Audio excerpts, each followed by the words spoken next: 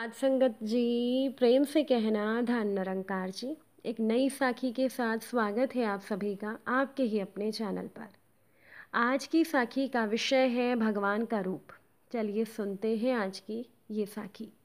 साध संगत जी, गांव के मंदिर में एक बहुत बड़े धर्मात्मा पुजारी थे और कभी भी किसी को दान देने के लिए वो उकसाते नहीं थे और ना ही वो कभी किसी से दान दक्षिणा की मांग करते थे।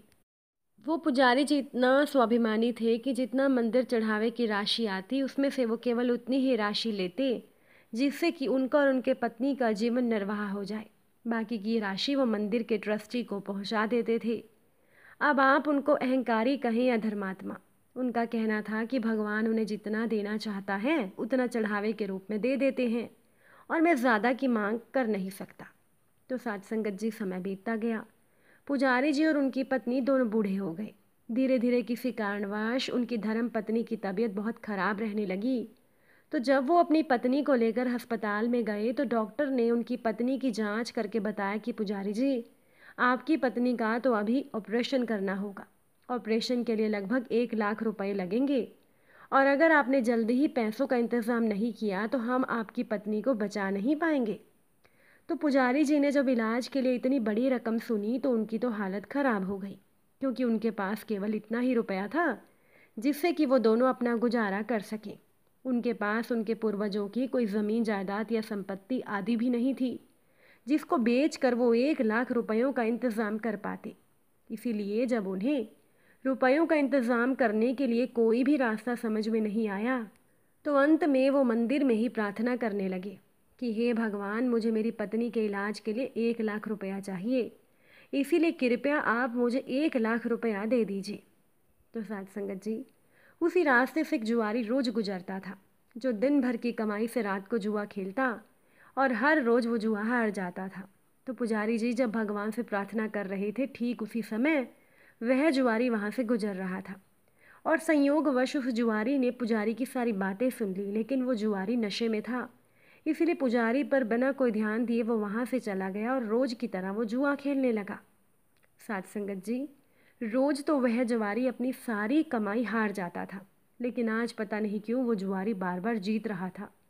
उस रात वह जुआरी 2 लाख रुपए जीत कर लौटा और उसे वो पुजारी जी वहीं बैठे हुए मिले।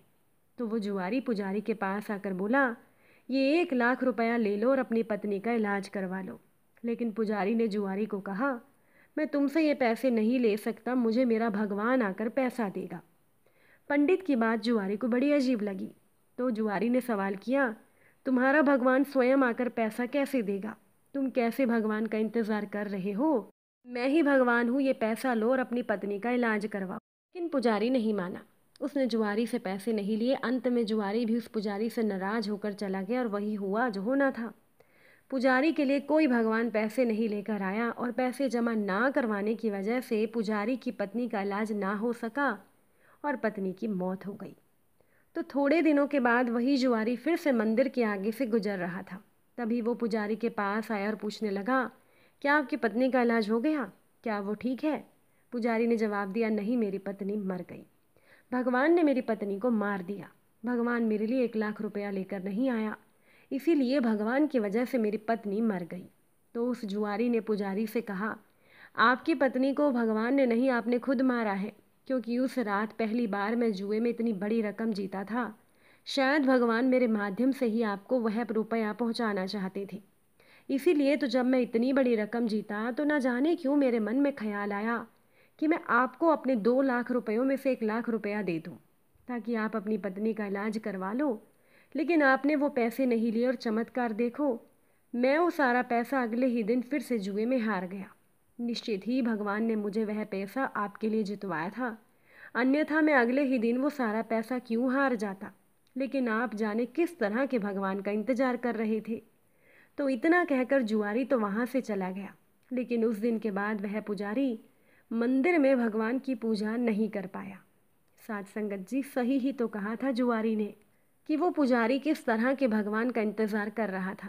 उस मूर्ति जैसे स्वरूप वाले भगवान का, जिसकी वो हर रोज़ पूजा अर्चना किया करता था, क्योंकि भगवान की मूर्ति का वह स्वरूप किसी ऐसे इंसान ने ही तो बनाया है जिसने स्वयं कभी भगवान को नहीं देखा था। उस पुजारी के लिए भगवान एक जुआरी के रूप में आए थे, लेकिन वो पुजारी भगवान को पहचान ही नहीं सका, इसीलिए उसको भगवान की दी हुई मदद नहीं मिल पाई।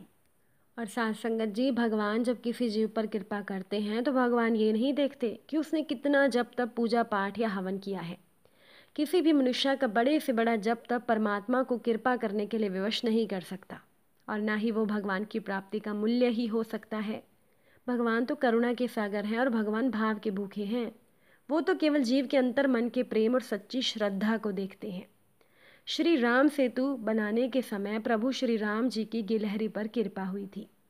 जब लंका विजय के लिए नल नील समुद्र पर सेतु बनाने में लगे थे और वानर तथा भालुओं का अपार समूह पर्वतखंड और वृक्षों को ला ला कर उन्हें दे रहा था, तब उसी समय एक छोटी सी गिलहरी भी मर्यादा पुरुषोत्तम प्रभु श्री राम जी के काम में मदद करने के लिए वृक्ष से उतर कर वहाँ आ गई। वो छोटी सी गिलहरी ना तो वृक्षों की शाखाएं उठा सकती थी और ना ही शिलाखंड, लेकिन उसने अपने सामर्थ्य अनुसार एक काम ढूंढ लिया। वो समुद्र के जल में स्नान करके रेत पर लौटती, फिर दौड़ कर सेतु पर जाती, तो वहाँ वह अपने शरीर पर लगी सारी रेत झाड़ देती। पुनः वह समुद्र में स्नान कर रेत पर लौटती और सेतु पर रेत झाड़ने के लिए दौड़ पड़ती। तो उसका ये काम अविराम चल रहा था। उस छोटी सी जीव की ओर किसी का ध्यान भी नहीं गया, किंतु गिलहरी का ये काम बड़ी एकाग्रता से भगवान श्री राम देख रहे थे। कोई भी जीव अगर प्रेम से भगवान के लिए कुछ करे तो भगवान ज़रूर स्वीकार करते हैं। प्रभु श्री राम जी ने संकेत से हनुमान जी को पास बुलाकर गिलहरी को उठा लाने का आदेश दिया। तो हनुमान जी ने गिलहरी को उठाकर भगवान के कमल से भी कोमल और बंदूक पुष्प जैसे रक्त वर्ण हाथ पर रख दिया। तो भगवान श्री राम ने गिलहरी को पूछा, तू सेतु पर क्या कर रही है? तुझे डर नहीं लगता कि तू किसी वानर के पैरों तले कुचली जा सकती है? कोई वृक्ष या शिला तुझे कुचल सकता है? तो भगवान की बात सुनकर गिलहरी खुशी में पागल हो गई। वो कहने लगी, प्रभु मृत्यु 2 बार तो आती नहीं। आपके सेवकों के चरणों के नीचे आकर मेरी मौत हो जाए ये मेरा सौभाग्य होगा। सेतु में बड़े बड़े शिलाखंड और वृक्ष लगाए जा रहे हैं, बहुत परिश्रम के बाद भी नल नील सेतु को पूरा समतल नहीं कर पा रही है।